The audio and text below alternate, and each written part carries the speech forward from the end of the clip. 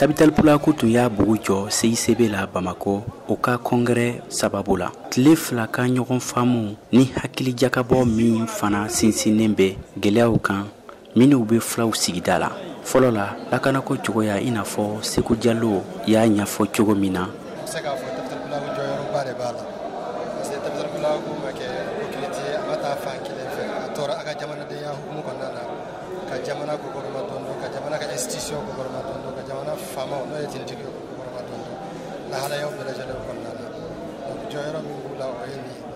Kɔngrɛ tun bolo degunnen don tɔnkuntigi kura sugandi la. Abuso tɔnkuntigi bɔlen bɛnbaliya kosɔn a labanna Maître Hassan Bari ni Seku Bari de ni ɲɔgɔn cɛ.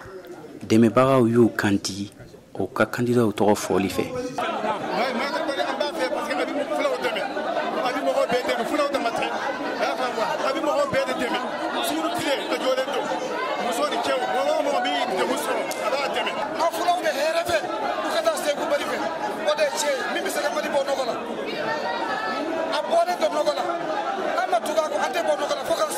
Tɔnkuntigi kura in ka kalataw ma nɔgɔya. Balsa hali ni kumaɲɔgɔnya kɛra, sufɛla de kɛra sababu ye ka jaabiw di. Vote kɔfɛ, Seku Bari lo sugandira komi Tabital Pulaku tɔnkuntigi ye. Ibrahim Bokom ni Tabital Pulaku ka tɔndenw ka tɔnba dɔ ɲɛmɔgɔ ye. Ale bɛ gɛlɛya fɔ minnu bɛ tɔnkuntigi kura makɔnɔ. Président sigi ye gɛlɛya kɛra la parce que an bɛ su kɔnɔna na o ma tila.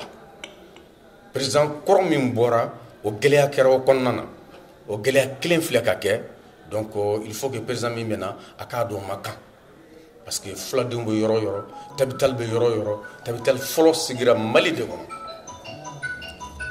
Donc u bɛ anw de lajɛ, an minnu ye Malidenw ye.